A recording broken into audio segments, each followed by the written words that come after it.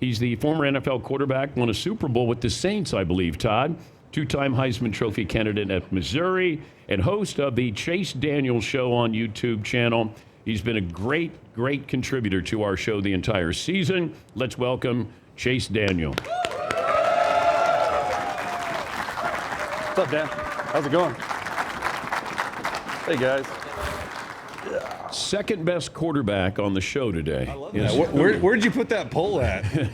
Is that on Twitter? It's on the Twitter. Okay. Probably a lot of Missouri fans voting. So, are you a better quarterback than Dan Orlovsky? I don't know. Dano got to play a lot more than I did. So I think I got to give the nod to him. Like, I only started 5 games. So, in the league 14 years. So I got him in terms of length, and as far as a career. There he is right there. But I'm gonna give, I didn't even know he was there, and I'm giving him the love. Like, I got to give it to him. Like, he played a lot more than I feel did. bad. Orlovsky just walked in, he's right there. and he's getting hit with who's the second best quarterback on the show.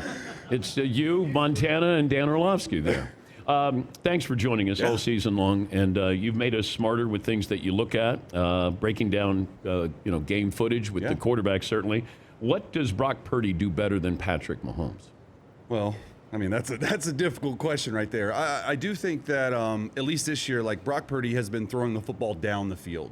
And you look at the evolution of Patrick Mahomes, he's really taken these short intermediate passes, and it's honestly because he doesn't have the skill players like he used to.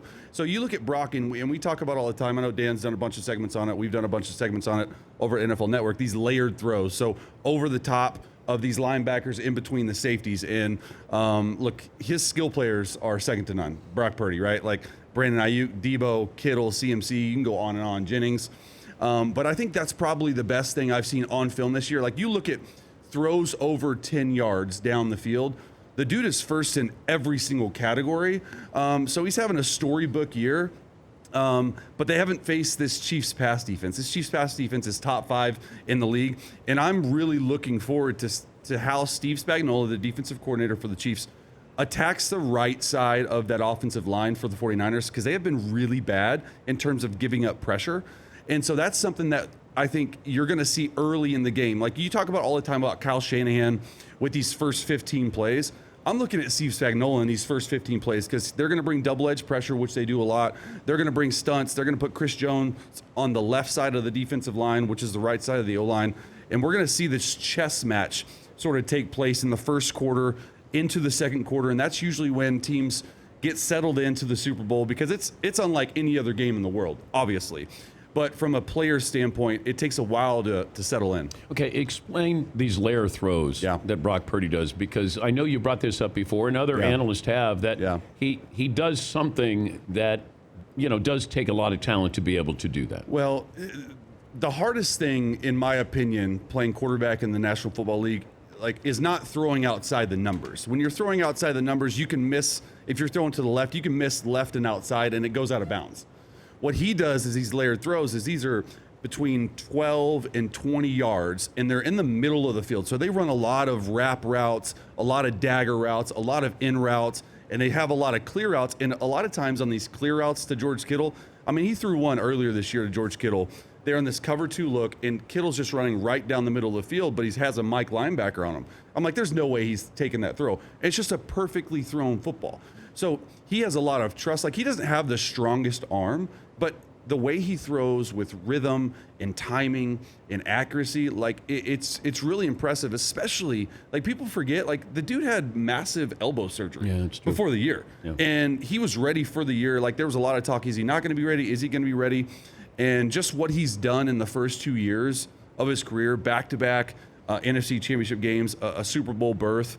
And, like, I think Brock Purdy gets way too much, like, stuff talked about him. Like, I don't think he gets enough credit. And even if he wins a Super Bowl, like, I still think guys are going to keep making excuses for him, like he's not a good quarterback. But how many quarterbacks have we said? Did anybody say, well, Mahomes has got all those weapons when he had Tyreek Hill and Travis? And I never heard one person say that. Exactly. Now, Troy Aikman went through this a little bit when the Cowboys, with, that offensive line, you had Emmett, you had Mike, and it felt like, and Terry Bradshaw went through this with the Pittsburgh Steelers.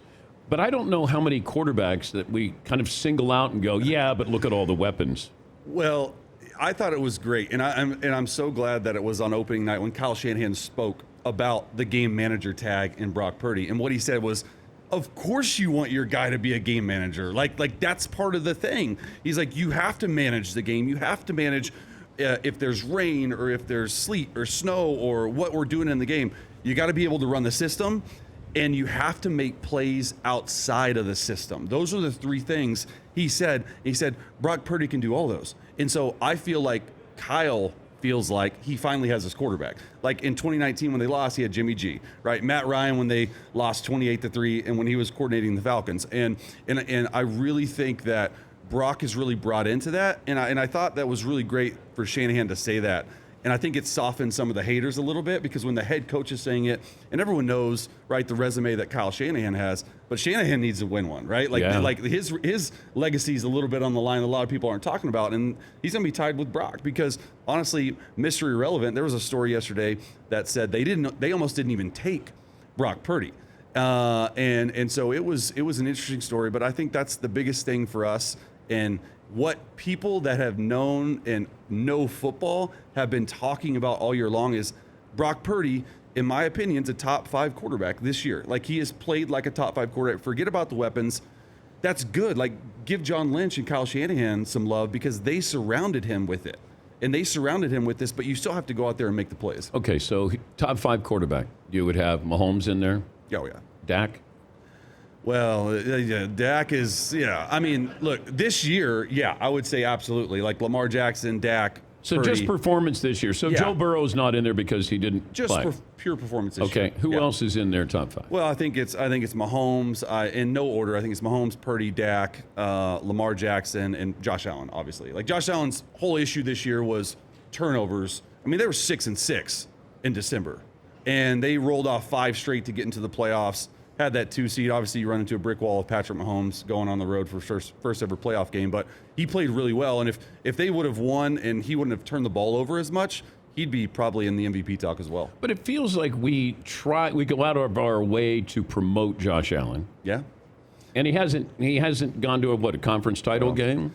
Yeah. And it felt like we denigrate Brock Purdy, but we're trying to put Josh Allen up there with Patrick Mahomes, and he's just not there yet. No, he's not, and the reason is because he hasn't been able to get past Patrick Mahomes 3 times in the playoffs. So he's always run into Mahomes in the playoffs for 3 of the 4 years I think he's been in. And so Purdy's going to get through that right now, right? He's running into Patrick Mahomes. So, to be one of the best, you got to beat the best, and the stats are always there for Josh, right? That's not what we look at. We look at the really bad turnovers at times. And I will say, like, once Joe Brady came in as offensive coordinator, that really was a catalyst. Like, they ran the ball a lot more. They were over 50% run. They didn't ask Josh to be superhero and make superhuman throws. But what they did do is, hey, just play within the offense. And I think that's obviously why you saw Joe Brady get the job and continue to take the interim tag off. And I think it's been really, really good marriage between those two guys, because a lot of times people don't understand, when your quarterback coach is now calling the plays, the quarterback and the quarterback coach spend so much more time than the quarterback and the OC, because they're running your meetings. So I think that Joe Brady knows exactly how Josh Allen ticks, and it's a good fit. He's Chase Daniel, his show on YouTube, the Chase Daniel Show, and of course won a Super Bowl with the Saints. When did you guys find out that Sean Payton was going to have an onside kick in that Super Bowl? Yeah, so Thomas Morstead, he was a rookie, and he was our punter, but was doing kickoff duties. We call him the leg. Like he's awesome. Like, one of my best friends, and we've known each other for a while.